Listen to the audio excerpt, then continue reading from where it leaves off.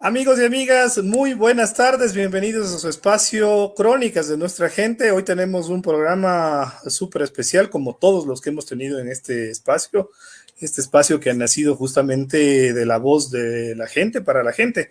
Es un poco el lema que estamos trabajando desde este espacio. El día de hoy tenemos dos invitados especiales desde la ciudad de Guayaquil. Vamos a analizar justamente como les había señalado en la publicidad de este programa, vamos a analizar si las decisiones del cambio de semáforo rojo a amarillo por parte de las autoridades en Guayaquil han sido las más efectivas, si es que se ha cumplido a cabalidad todas las disposiciones que las autoridades han emitido, en especial las autoridades locales. Eso vamos a analizar el día de hoy y para ello tenemos dos invitados especiales. Voy a darle el paso a cada uno de ellos, primero a María Cecilia Moreno y luego Hola, a César Cárdenas.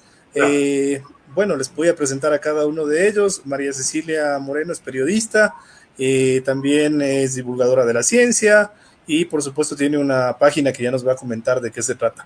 César Cárdenas, en cambio, es coordinador de SOS Familias en Guayaquil y también nos va a contar cuál ha sido su experiencia durante este proceso de confinamiento, durante este proceso de contagio de coronavirus. María Cecilia, César, bienvenidos a este espacio, Crónicas de nuestra gente. Yo les agradezco muchísimo que hayan aceptado la invitación y por supuesto estamos dispuestos a escucharlos todos. Cabe recordarles, antes de darles el pasito, que tenemos cualquier sugerencia, comentario, pregunta a nuestros invitados de hoy, lo pueden hacer en directo a través de este perfil. Y vuelvo a recordarles que posiblemente ya en los dos subsiguientes programas estaremos ya transmitiendo desde Amaru Radio Online. Así que estén preparados porque vamos a tener muchas sorpresas. El día de hoy estuvimos en la mañana con nuestras reporteras, estuvimos transmitiendo desde Sangolquí algunas de las movilizaciones de los profesores en torno a las medidas que el gobierno ha tomado por la reducción de las horas de trabajo para el cuerpo docente. María Cecilia, bienvenida. Cuéntanos un poquito gracias. de ti para que la gente te conozca. Bueno, ¿cómo estás? Gracias por la invitación. Muy contenta de compartir con César y contigo esta conversación que va a ser seguramente muy amena, muy informativa y por supuesto para tomar conciencia de lo que está pasando más aún en nuestro país. Y bueno, soy periodista profesional, estoy incursioné en el medio de comunicación desde el año 2001, me especialicé en comunicación de la ciencia, soy máster en comunicación científica y actualmente más que nada me encuentro enfocada en comunicar a través de las redes sociales. Tengo un canal de divulgación que se llama Datociencia Ecuador, @datociencia.es, lo pueden seguir en Facebook, Twitter e Instagram. Ya estoy ampliando un poco más a YouTube porque estoy ampliando los videos también. Como tú decías, en algún momento tras cámaras, el confinamiento nos ha llevado a expandirnos un poco más y obviamente a ver más opciones que tenemos los comunicadores, que en este caso, como el mío, no estamos en el campo concretamente, y como es el caso también de César, que está en el campo. Pero por ahora estamos dedicados a comunicar ciencia y tecnología y por supuesto estar pendiente de la coyuntura nacional, y anteriormente también me desempeñé en televisión, en prensa escrita y en radio. Así es. Chévere, María Cecilia. César, bienvenido, buenas tardes. Coméntanos un poquito Muchas, de tu experiencia y de tu perfil. muchas gracias, Eduardo, y también qué interesante compartir con María Cecilia este espacio, básicamente para dialogar, hablar sobre lo que estamos pensando, lo que estamos haciendo, y todo lo que implica justamente este retorno y el juego que han hecho las autoridades con el semáforo. Bueno, yo quiero hacer unos pequeños antecedentes nada más antes de iniciar la conversación.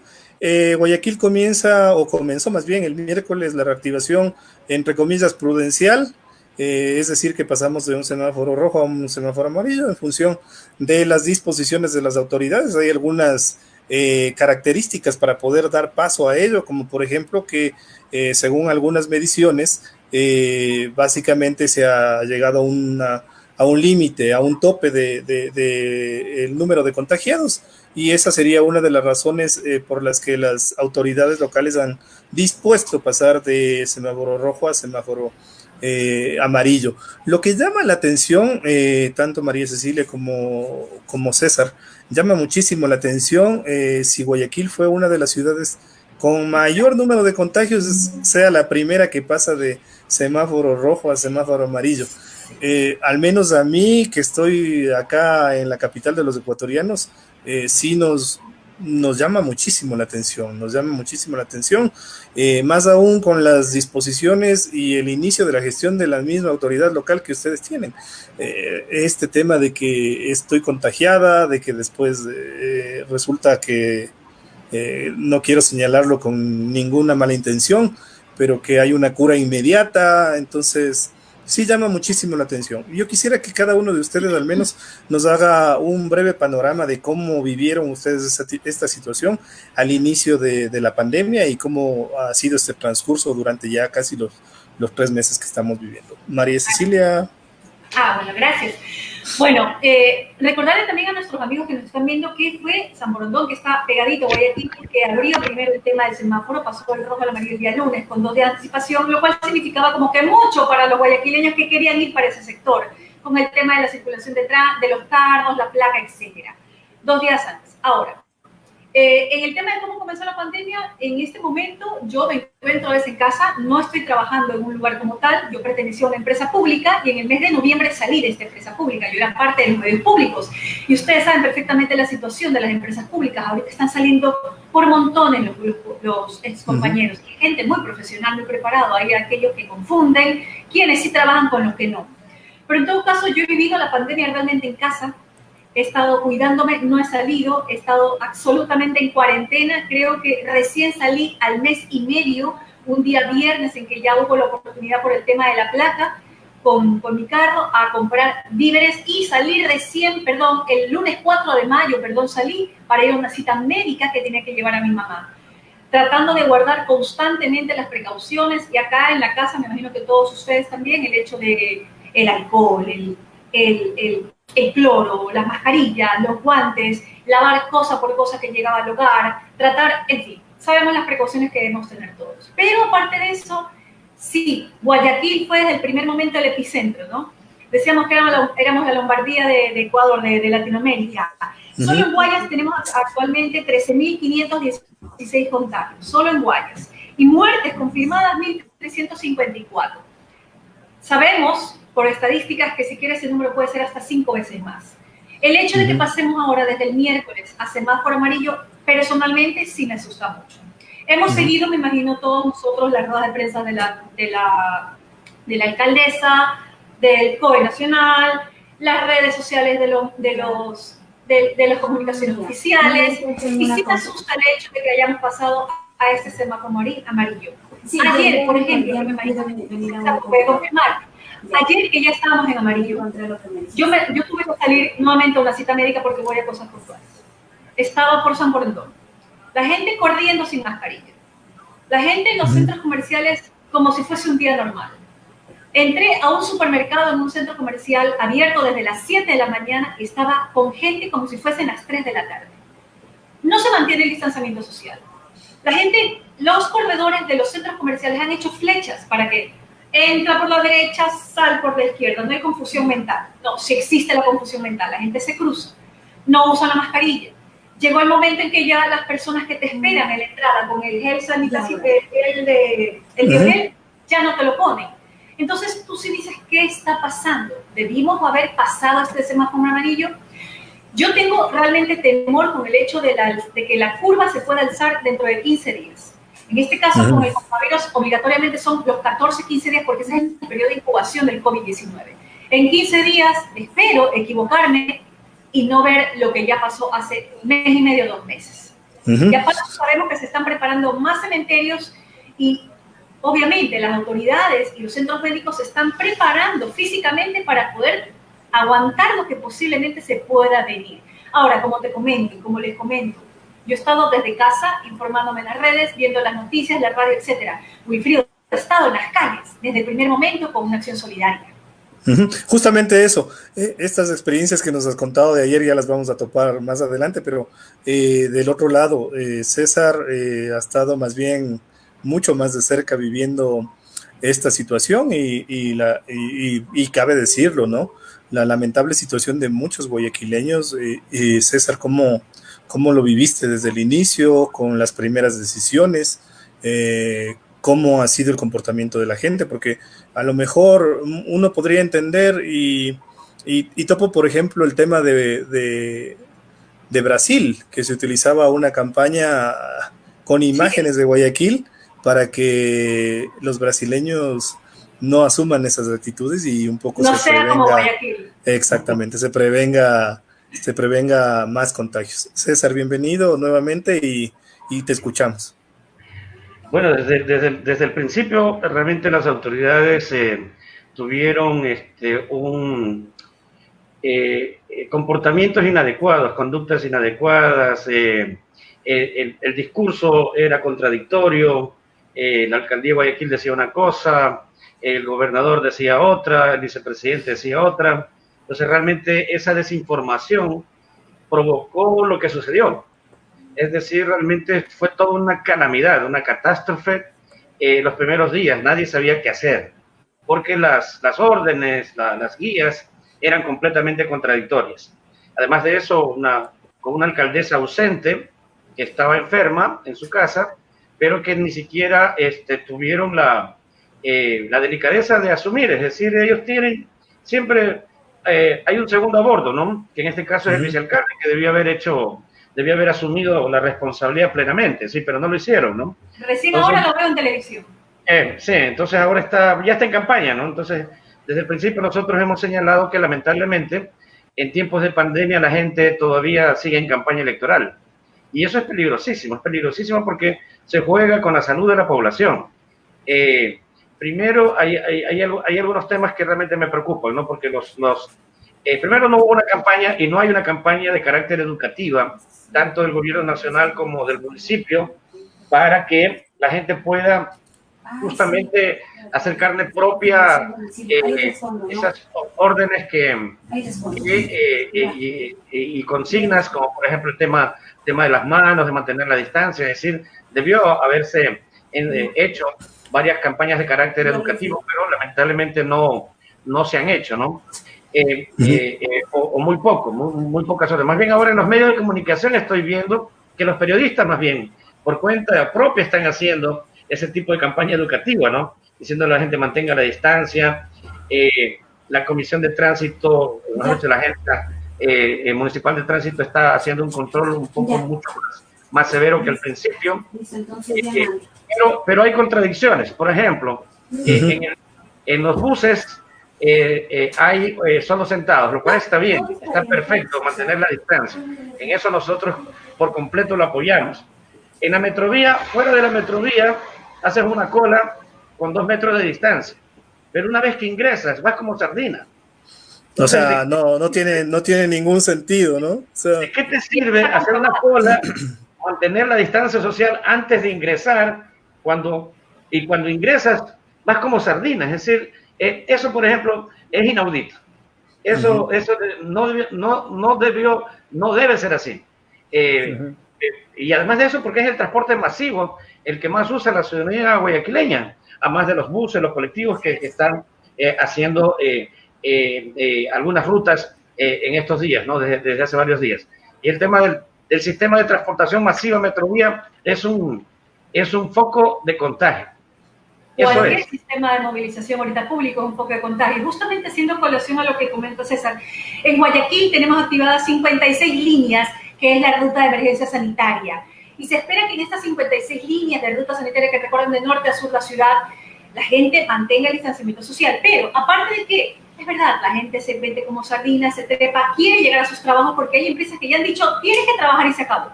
Y la gente necesita trabajar, hay gente que vive del día a día. Pero también lo que justo estaba viendo en las informaciones, que le caen encima al chofer. También comprendo al chofer, si se te trepan 10 de golpe, ¿cómo los bajas?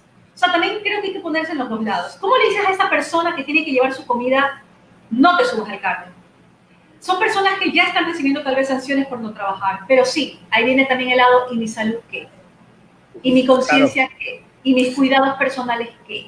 Es que yo creo, María Cecilia y César, que aquí entra un detalle que es muy, no sé si muy característico, que viene de pronto de la misma idiosincrasia de la gente, de la misma cultura.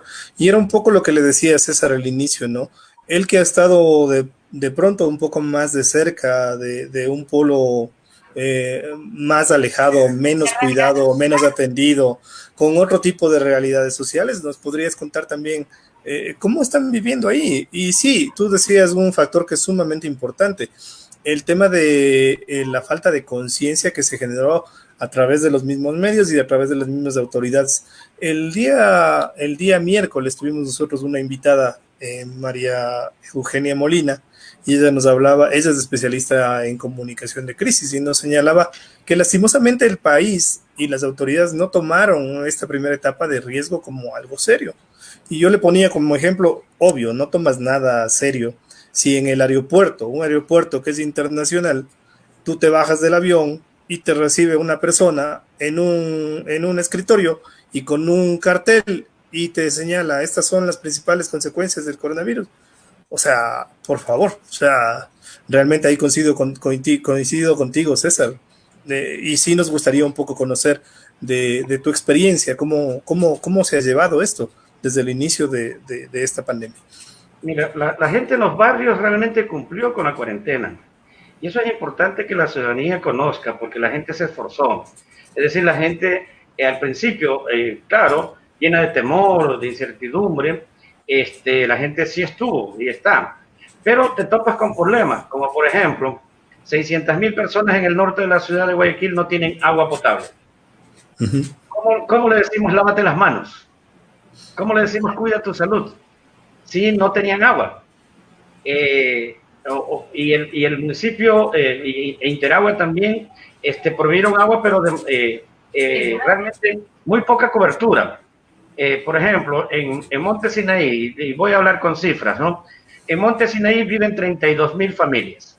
Antes de la pandemia, Interagua vendía 1.500 metros cúbicos de agua en esa zona a través de un proyecto que se llama Aguas del Sinaí, a 75 centavos el tanque de agua.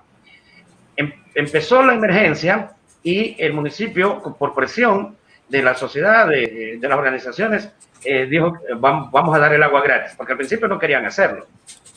Entonces, tuvimos que presionar duro para que tomen esa decisión, porque en tiempos de pandemia no puedes venderle el agua a la gente, porque la gente estaba preocupada primero, y descubrimos nosotros algunas cosas que fueron claves también para orientar nuestra acción, y no solamente de ayuda, sino también de empuje y de presión para la toma de decisiones en los actores políticos, ¿no? En este caso el gobierno y el municipio. Por ejemplo, ellos empezaron a regalar 3.000 metros cúbicos de agua diarios. 3.000 metros cúbicos de agua significan 15.000 tanques. Eso no cubre la demanda, son 32.000 familias. Entonces, es decir, ahí hay un problema, es decir, no podían atender a todos. Pero sin embargo, por ejemplo, y teniendo la capacidad para hacerlo, teniendo el dinero para hacerlo, es decir, tenía que reorientar su presupuesto para solucionar los temas estos de salud, los temas de alimentación desde el principio. Porque nosotros advertimos, a ver, en Guayaquil, 9 de cada 10 guayaquileños no tienen en estos momentos resuelto el pan de mañana. Eso es alto, eso es altísimo. Claro, súper alto. Porque si una gente, uno dice, no, es que Guayaquil solamente es mercado informal, comercio informal. No, hay médicos, arquitectos sin trabajo, hay dentistas sin trabajo, no hay trabajo, gente que tenía gabinetes de belleza. Es decir, la indefensión de la gente, son apenas uno de cada 10 guayaquileños tiene los recursos para quedarse en la casa y no tiene problemas de carácter financiero, pero la gran mayoría de guayaquileños sí los tiene, porque viven del día a día, viven de lo que hacen, de lo que trabajan. Es decir, son gente que casi nunca llamémosle previsto, ahorrado cosas para una emergencia de esta naturaleza. Es que viven del día a día, ¿cómo ahorrar? Si ganan dólares en su vida. Justo eso. Justo eso les quería señalar. Es que es inconcebible realmente. Inconcebible que en una ciudad tan grande, con más allá de 2.5 millones de personas, haya sectores donde no tengas provisión de agua potable. Es que es realmente totalmente inconcebible. No logro entender. Y hasta ahora no lo tiene. Y hasta ahora no lo tiene. También otro de los factores que quería también hablar, ¿por qué se murió tanta gente desde el principio? Y nosotros advertimos, les enviamos bastante información a las autoridades. 4 de cada 10 familias tenía alguien enfermo con enfermedades de hipertensión, de cáncer, enfermedades de todo tipo. Pero y el miedo, el encierro, el abandono también de las familias, porque hay gente también que nunca llamó a sus padres, nunca llamó a sus abuelos, sí, hay que reconocer eso también, que también lo descubrimos, porque levantamos toda una encuesta a la gente cuando ya estaba en cuarentena. Levantamos un registro a 7,000 familias, que nos permitió justamente diseñar un programa para atenderlos de mejor manera y también dar alertas a las autoridades. Por eso es que damos estos números, de que 9 de cada 10 no tienen cómo defenderse, cómo parar la olla, 4 de cada 10 familias tiene todavía alguien enfermo en sus casas y no de COVID. María Cecilia. Murió así es porque se aceleraron las otras enfermedades. Exacto, esto vino a complicar. Y es lo que pasa totalmente. Por eso es que a veces vemos a personas que están en la calle tranquilamente y cayeron fulminadas porque le dio un paro, le dio un infarto, le dio un derrame, porque la preexistencia se complicó con el COVID, aunque haya sido asintomático. Es lo que se llama también la apoxia pulmonar, que de repente colapsó. Eduardo. María Cecilia, ¿cuál ha sido el rol de los medios? Tú que estás un poco más cercana a la realidad de los medios locales, si fuera el caso. Tú que tienes un poco más de cercanía a cuál ha sido la realidad que les ha presentado los medios locales a ustedes. Ya nos decía César, de pronto sí, ahora han tomado una actitud orientadora que intenta enseñar a la gente, pero ¿qué pasó desde el principio con los medios locales? ¿Qué decían frente a las autoridades, por ejemplo? Sabemos que veníamos ya conociendo de esta historia de la pandemia por la información del mundo. Creo que a la final no pensamos que iba a llegar con tal fuerza acá a Ecuador. Obviamente Latinoamérica ya cruzó ya los límites de Europa en estos días. Pero al principio los periodistas no tenían información completa. ¿Por qué? Porque primero hay temor, sí existe temor, de qué informar y qué informar a la ciudadanía, porque el gobierno, obviamente, tú esperas lógicamente que el gobierno te informe. Pero como tú comentabas hace un momento, se dio la crisis de comunicación tremenda. ¿Qué pasó? El presidente informaba, el vicepresidente informaba más, la alcaldesa informaba, se conectaba o no se conectaba. María Paula Romo hacía sus conexiones también y decía, entonces, se dieron varias ruedas de prensa online donde no había comunicación concreta con los periodistas, creo que las tienen que haber visto, en que mandaban las preguntas vía WhatsApp para ver cómo se le decía. No había el ingreso concreto a los medios oficiales, a los hospitales era muy difícil, no podía meterse un periodista a un hospital. ¿Qué es lo que tenía entonces el periodista? Que ir a la calle y ya ver, en este caso terrible, los cuerpos, los hospitales abarrotados, las clínicas, ¿qué más? Los cementerios con dron, los grababan, no había información tan clara. Y aparte, ¿qué es lo que busca siempre en la información oficial? Por más que diga voy a decir la verdad, no quiere espantar del todo a la ciudadanía. Pero ¿qué hace el periodista? Tiene que informar. Ahora, recordemos también un detalle. Ninguno de nosotros está exento a que nos dé la enfermedad. Ecuador es uno de los países con más comunicadores sociales que se ha enfermado y ha fallecido de COVID-19. Justamente ese detalle te iba a decir. Ajá. Exacto. Este detalle te iba a decir que hay muchos periodistas, al menos en Guayaquil, que fallecieron. Yo conozco a 2 directamente. A Angelcito, se me escapó el apellido, que era de Coavisa. Director de Tenos de Ecuavisa, y también Víctor Hugo Peña. Ángel Sánchez y Víctor Hugo Peña, los 2 murieron de COVID. La periodista, presentadora y reportera de Comunidad, Samantha Mora, enferma de COVID. Carolina Mela, investigadora, que ella es de las periodistas que se mete de cabeza a donde sea, enferma de COVID. María Cecilia Largacha, enferma de COVID. Aparte de varios periodistas radiales que fallecieron, porque también al principio, y podemos tal vez meter a muchos en el saco, tal vez no pensaron que el asunto era tan complejo y tan complicado. ¿Y qué pasó? Que dentro de los medios de comunicación se dio también el contagio comunitario dentro de las mismas instalaciones, y eso ya se expandió, como lo sabemos, en la ciudad.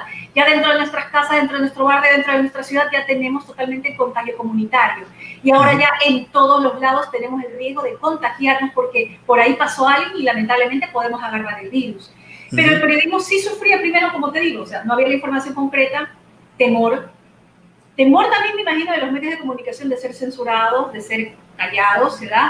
Cautela, obviamente, no se quiere apresurar con información tal vez no dada, si dada, porque también nosotros nos valemos mucho de la información internacional y de lo que nos da la Organización Mundial de la Salud.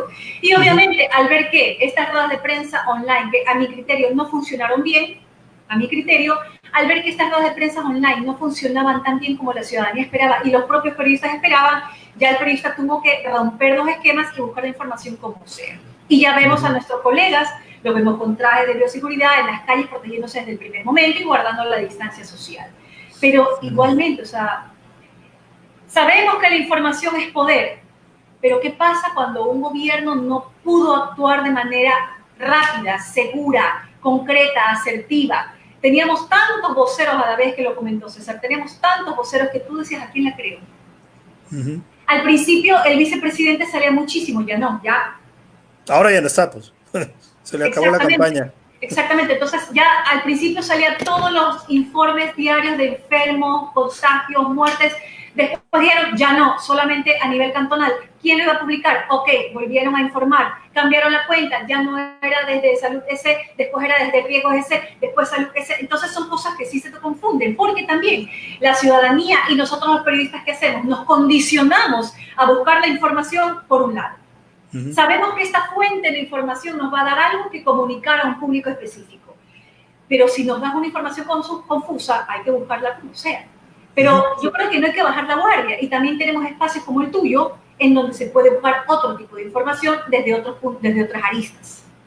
César, ¿hubo abandono de las autoridades? Ya vemos que del lado periodístico al menos. Sí, pero también, o sea, total, negado. Quisiera abordar un poquito el tema de los periodistas también. Muchos periodistas entraron en un completo estado de indefensión. La mayoría, por ejemplo, en un canal de televisión todavía no les pagan desde hace 8 o 9 meses. Los periodistas en la calle, que había como 20, 30 periodistas de radio, entraron en una incertidumbre, porque primero que no tenían ingresos, porque también los periodistas que están en la calle, especialmente los de radio, primero son ellos, lo que decimos acá en Guayaquil, cacholean, ¿no? Todos los días. Y venden, exacto. Se ganan publicidad porque no tienen un contrato con los medios, y entraron en indefensión. Tuvimos que pedirle a Fundamedios, nosotros le sugerimos a Fundamedios que haga una campaña específica para que ayude a los periodistas, porque los periodistas estaban asimismo también sin tener dinero para la comida. Y eso es terrible, también ver a tus hijos, a tu familia. Sí, por supuesto. No puedes darle de comer porque vivías del día a día, y siendo periodista, un profesional de la comunicación. Realmente ¿sabes qué, César? bastante complicado. Hubo una campaña que hicieron también un grupo de relacionistas públicos, porque tú sabes que el relacionista público trabaja mucho a la par con el periodista para compartir información. Y hubo una campaña de 2 o 3 relacionistas públicas, que lastimosamente se me escapa el nombre. Ellas hicieron la forma de conseguir dinero para estos periodistas. Le llevaban remedios, le llevaban comida, estaban atentos a su salud, porque es verdad, hay periodistas que obviamente las pasan muy mal. Y como tú mencionas, la radio no paga bien, generalmente. Y el otro problema, por ejemplo, el 13 de mayo hace poquito, hubo un incendio en una cooperativa que se llama Cañaveral, localizada al norte de la ciudad de Guayaquil, entrando por La Biela. Esa zona se llama Ladrillera. En la cooperativa hubo un incendio a las 8 de la noche, el 13 de mayo. Llamaron al 911.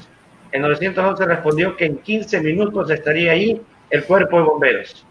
Nunca llegaron.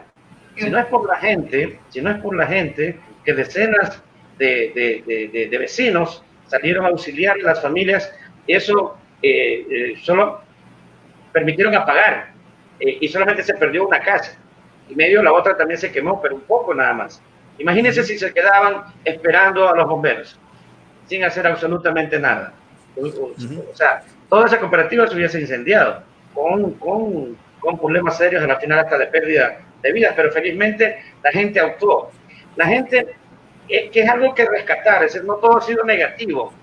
La gente ha sido muy solidaria entre vecinos, entre gente ha sido muy solidaria. Hay gente que tiene algo o lo poco que tiene lo ha compartido con el que no tiene. Y eso es importantísimo. Eso es una de las lecciones más grandes que nos deja esto, que realmente la gente tiene un gran corazón, porque ayuda, mete ficha, es decir, realmente está preocupada por los demás.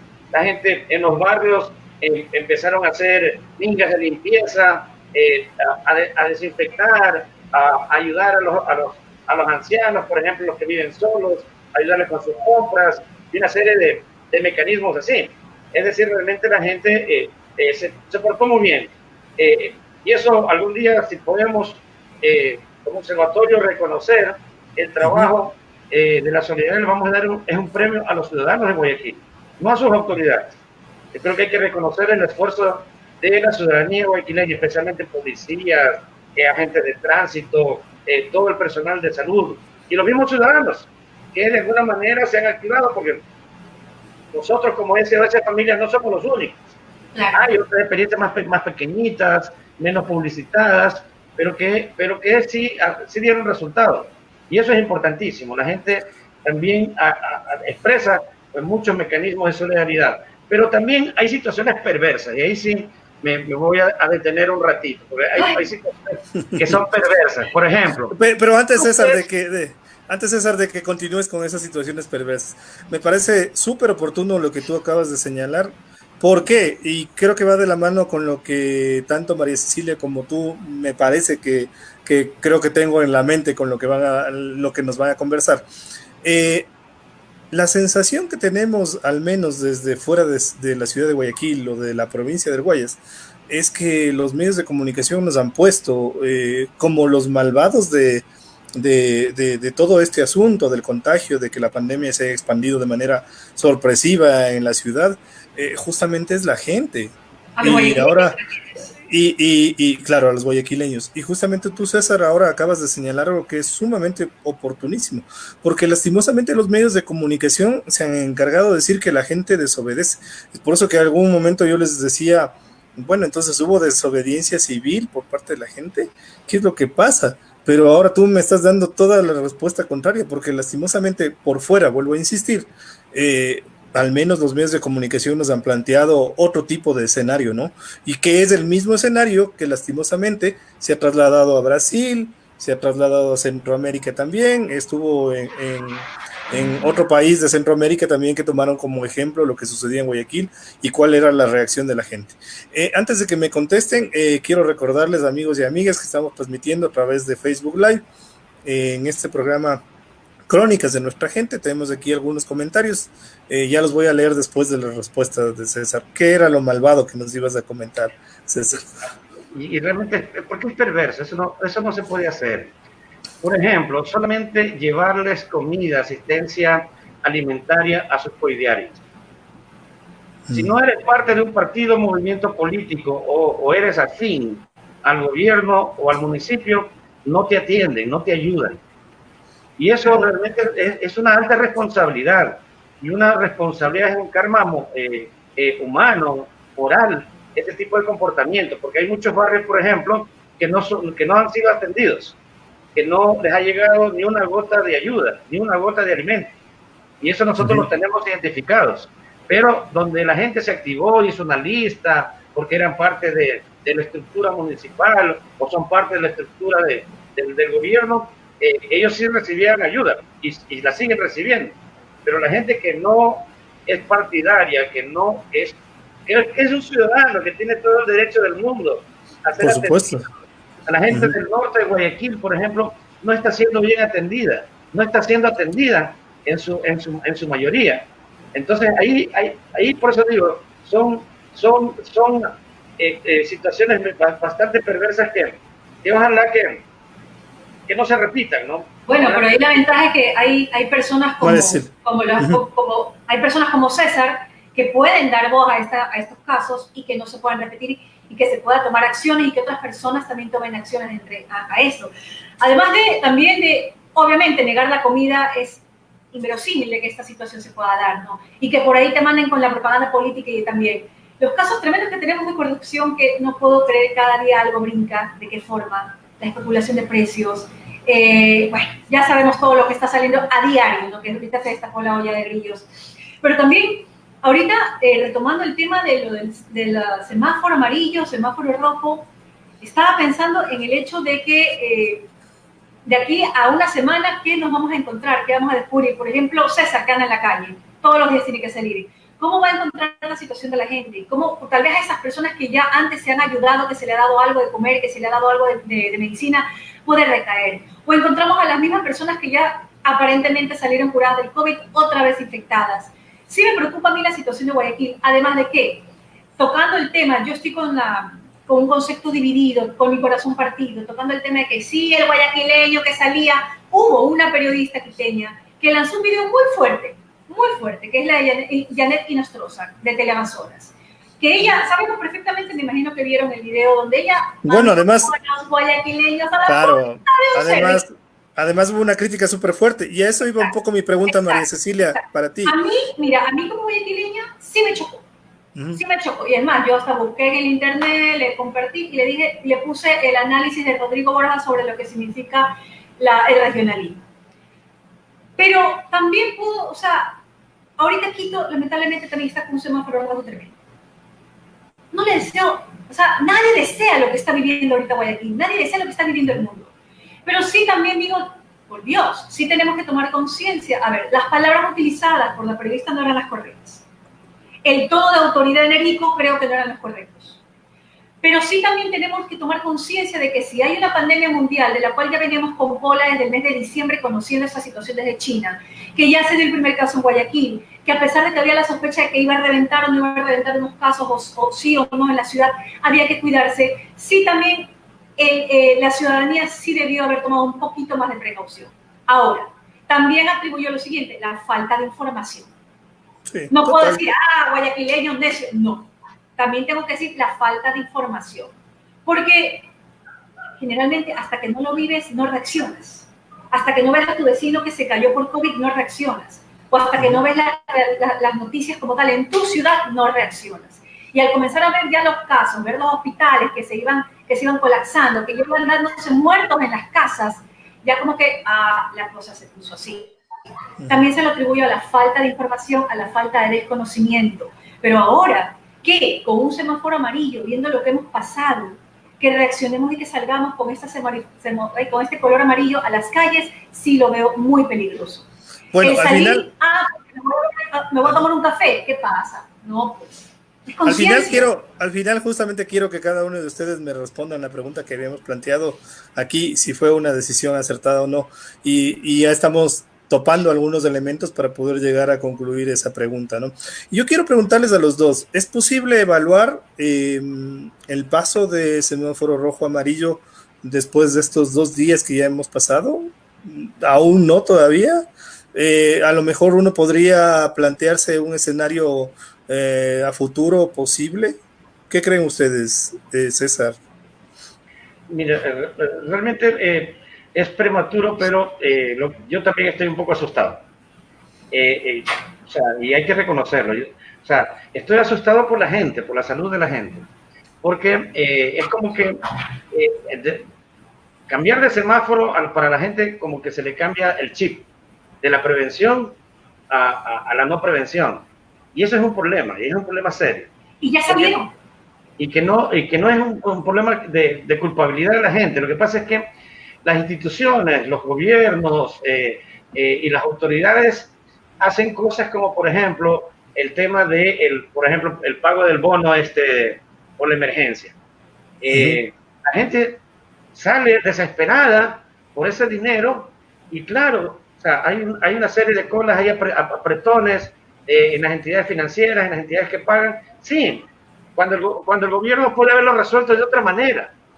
O sea, el gobierno debió haber hecho a través de los bancos, por ejemplo, hacer depósitos, a crear cuentas de ahorro solamente para ese fin. Es decir, podían haberlo resuelto de otra manera. Pero ahí también hubo la investigación periodística del hecho de que había personas de que no les interesa la vía online, que no quieren una tarjeta. Y tú veías a toda la tercera edad haciendo cola vuelta a la manzana porque no quiero computadora, quiero ir a la caja. Entonces, ¿qué haces contra eso? Claro. Sí, es una situación bastante difícil, de hecho, porque solamente recuerden, el sistema virtual de educación ahora, Ese es otro, ese es otro según, programa. según los últimos informes, 6 de cada 10 estudiantes tienen Tienen acceso a un acceso. computador, entonces, Exactamente. y además de Internet, ¿no? Entonces es sumamente difícil. María Cecilia, ¿podemos evaluar? Tú que tuviste la oportunidad ayer de salir, ayer me comentaste que Sí, he salido saliste en todas también. estas últimas ¿Se semanas. puede hacer una breve evaluación de este paso de semáforo rojo a A semáforo ver, amarillo? te voy a decir mis fechas de salida. El 4 de mayo fue la primera vez que salí, después de... Yo la última vez que salí de mi casa fue el 13 de marzo.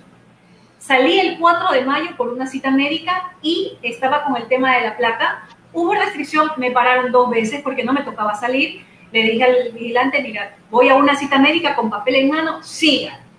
En la última ocasión, en esta semana que salí, ya no me pararon, a pesar de que tenía el carro con la placa otra, porque yo fui a la cita, llevaba la cita en la mano, no me pararon, pero veía a la gente corriendo en las veredas, sin mascarilla, en los paraderos de los buses. Te hablo solamente en la vía San Borondón. Toda la parte de la Aurora, tráfico normal, las busetas con mucha gente, cuando esto era el miércoles recién, cuando era miércoles. Era miércoles. Recordemos que en San Borondón, la Aurora, todo este sector, desde el lunes ya Ya es está desde el lunes, claro. Exactamente. Fui al centro comercial porque ahí había una toma de exámenes, que hay un centro médico lleno de gente, el supermercado, no digo el nombre, no, el supermercado con mucha gente. Ahora, en Guayaquil he cruzado el puente porque yo vivo concretamente en el Cantón Durán, totalmente fuera de la ciudad, entonces tengo que cruzar los 2 puentes. La vez que crucé a Guayaquil, el 4 también de mayo, yo vi un tráfico relativamente normal. O sea, sí vi a la gente como que precavida porque había más vigilantes de tránsito, pero vi un tráfico normal. No te digo que, no había nadie en la calle, no. Ahora, el semáforo amarillo cambió antes de ayer, el miércoles. Ya puedes ver la información en las noticias, los buses llenos, la gente haciendo cola, enormes colas, como mencionaba César, en la metrovía. ¿De qué te cuesta hacer una metrovía con 1 metro entre cada persona si llega el carro y ¡prac! Se repletó? ¿Qué pasa? Se van contra los choferes, pero el chofer, ¿qué puede hacer también? Claro, cierra la puerta, pero hay gente que puede ser malintencionada y, oye, abre mi punto, ¿no? También el chofer es una persona que está en riesgo. Y en las calles ya se ven los vendedores ambulantes. Y justamente estaba viendo que me pareció más simpático, hay blogueros de Guayaquil que han salido a los mercados a grabar cómo ha entrado la gente a comprar, sin nada. La única diferencia es la mascarilla. Están comprando comida como un día normal. Entonces, ¿cómo podemos nosotros evitar? Yo sí temo por un segundo brote. Y aparte, la Organización Mundial de la Salud, ya nos vamos con investigación científica, la Organización Mundial de la Salud e investigaciones en Francia, consideran que en el mes de entre octubre a noviembre va a haber un brote fuerte de coronavirus sumado a otra pandemia de influenza, otro tipo de gripe, más el posible brote que se puede dar entre junio y julio por este semáforo amarillo. César, ¿podemos hacer una evaluación? Tú que estás un poco más de cerca con las familias más necesitadas, Mire, que más han pasado angustias en estos momentos. Justamente quería hablar y rescatar eso, ¿no? Una de las cosas también buenas, positivas de esta pandemia es que he visto bastante gente vendiendo en los barrios todo tipo de cosas. Antes no había mucha gente. Hasta en las ciudadelas la gente encuentra a alguien que te vende legumbres, que te vende frutas. Es decir, se han activado ese tipo de emprendimientos, de negocios, así, ¿no? Pero es por la necesidad de la gente de trabajar, de hacer algo, para poder llevar comida a sus hijos. Así, y eso es una cosa positiva, es decir, se han activado ese tipo de negocios, ¿no? Definitivamente quienes, en términos colectivos, en términos de porcentaje, quienes han sido más afectados por esta pandemia han sido la gente que vive en sectores populares. Por diferentes razones, ya de carácter estructural, ¿no? 4 de cada 10 guayaquileños no tienen empleo. Es alto. Ese es un problema serio. 5 de cada 10 guayaquileños vive de lo que hace cotidianamente. Es decir, de su iniciativa, de sus llamémosle, negocios, ¿no? Cotidianos, de tener un puesto, inclusive hasta hasta médicos, veterinarios. Mi hija es veterinaria. También se vio afectada porque al principio la gente no la llamaba para revisar a los animales y pasó un mes bastante mal. Ya, pero ya poco a poco ella mismo ha ido también innovándose en su profesión, porque ha sido necesario también la innovación de su profesión para poder continuar. Porque a pesar de que tienes una profesión y no puedes ejercerla, porque la gente tiene miedo, o tú mismo también, inclusive hasta como persona tienes miedo, pero igual, es decir, felizmente los animales no te contagian de COVID. Entonces, esa es la seguridad que se tiene. Es decir, han sido más afectados, ¿no? Y van a continuar siendo afectados. Porque sí, por supuesto. Yo calculo que todo esto va a durar un par de años.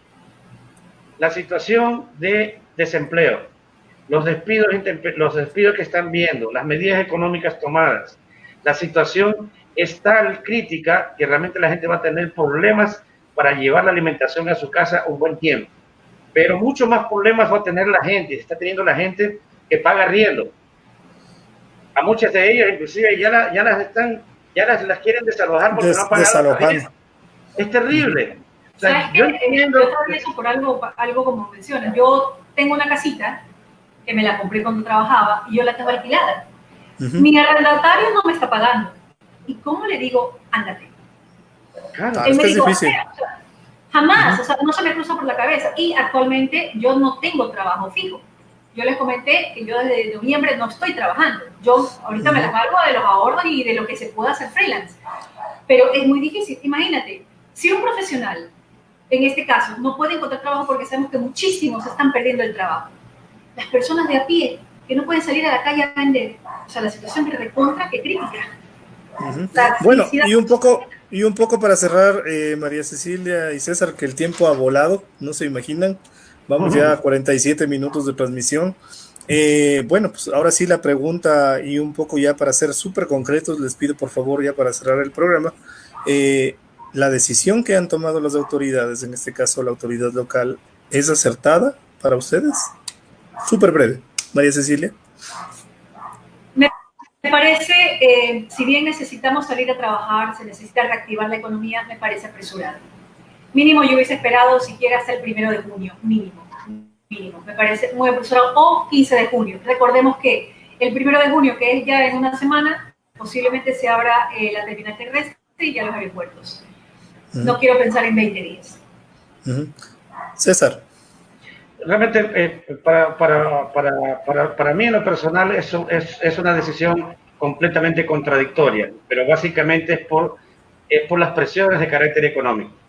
Yo creo que ha primado el interés financiero, el interés económico, ni siquiera de los pequeños, sino de los grandes, para que regresen a la aparente normalidad, que es una anormalidad porque no se puede regresar a la normalidad de antes.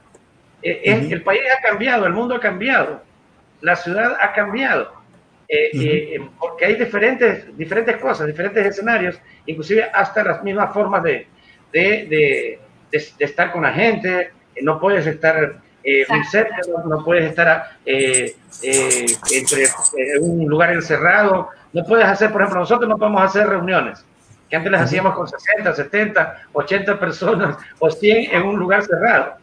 Es decir, ahora tenemos que reunirnos con 5 y a la distancia, o con 10 máximo y a la distancia. Es decir, son cosas cotidianas que nos obligan también a repensar nuestro trabajo también.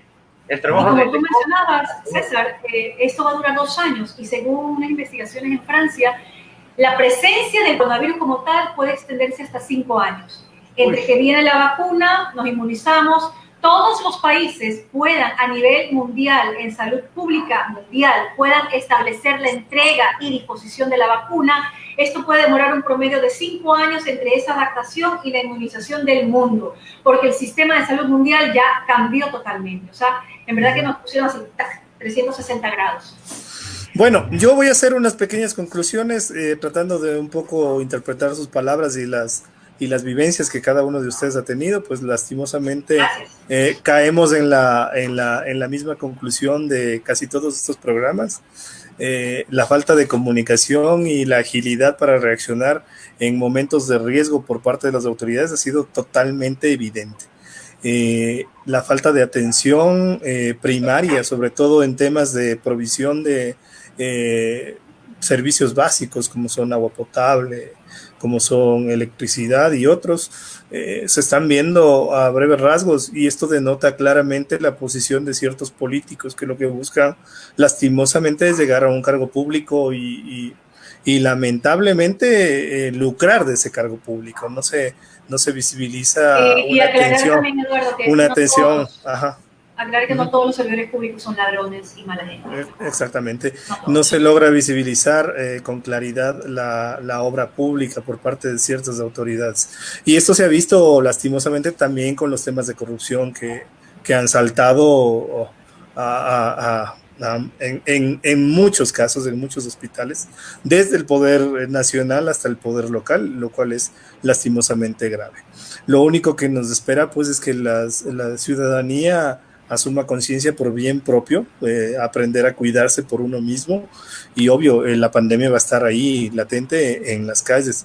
Lo importante, como lo decía César, es que hay cosas súper valorables que rescatar de la gente, de la solidaridad que hay dentro de la gente, y eso me parece súper rescatable, que es súper contradictorio a lo que los medios de comunicación tratan de posicionar desde estos espacios de medios privados, ¿no? Yo quiero agradecerles muchísimo, María Cecilia y César, por habernos contado estas experiencias y por habernos acompañado en este espacio de Crónicas de Nuestra Gente. Un último mensaje de parte de cada uno de ustedes y pues para despedirnos de este espacio.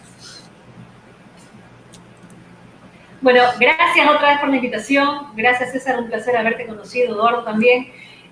Invitar a toda la ciudadanía, en verdad, a que se cuide, que tengan las precauciones, las medidas necesarias. No salgan de sus casas, en verdad, no salgan solo si es necesario, extremadamente necesario, respetar la distancia social. Y bueno, invitarlos, aquí hago mi pequeña cuña, invitarlos. Por supuesto, sí.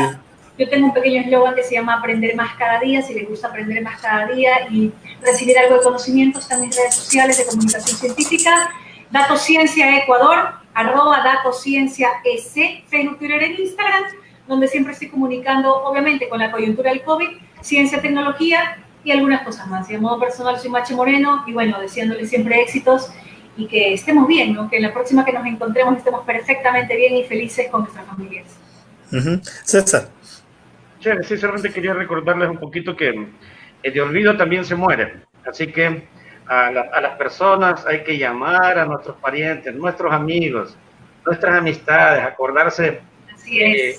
Justamente en estos momentos es que uno más necesita, no el abrazo físico en estos momentos, pero sí ese abrazo virtual, esa llamadita, ese mensaje, y especialmente si tienes personas adultas mayores, porque son los que más están en más riesgo, pero sobre todo también porque la gente no la llama, las tiene olvidadas, y eso es terrible para una persona, y para nosotros mismos, que nadie nos llame, es terrible. Imagínense para una persona ya de edad avanzada que nadie se acuerde de uno, ¿no?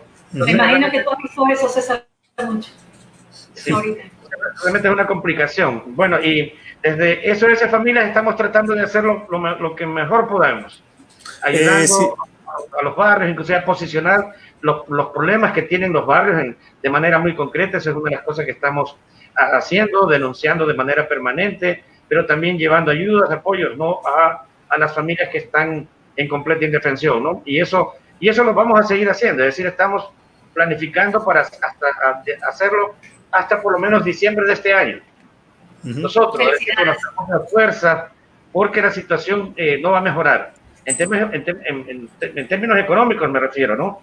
Y la necesidad de alimentos y de cuidado va a estar permanente. Es una cosa que eso realmente va a estar bien complicado para la mayoría de las personas. ¿Y dónde pueden comunicarse, César?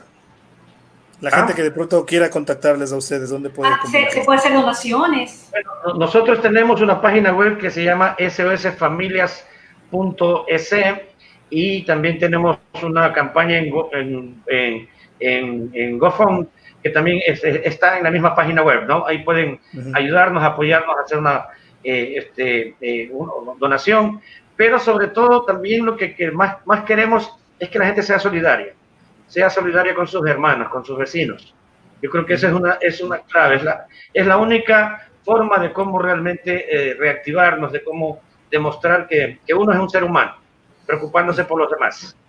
Bueno, yo les agradezco muchísimo, chicos, María Cecilia y César, por haberme permitido compartir con ustedes este espacio, este segmento de Crónicas de Nuestra Gente, pues, y les invito que a futuro vamos a tener la posibilidad de transmitir a través de Amaru Radio Online, donde tendremos varias sorpresas y por supuesto están invitados a esta casa. Yo les agradezco nuevamente por habernos acompañado y les agradezco a todos los amigos y amigas que también nos han seguido a través de esta red. Nos han quedado algunos comentarios que si ustedes tienen la posibilidad de comentarlos a través de este espacio, a través de la red, pues pueden hacerlo con toda la tranquilidad del mundo. Les agradezco nuevamente, infinitamente por habernos acompañado y nos vemos el día lunes a partir de las 16:30 con otro programa especial. Muchísimas gracias. Luego. Gracias. Bueno, hasta luego.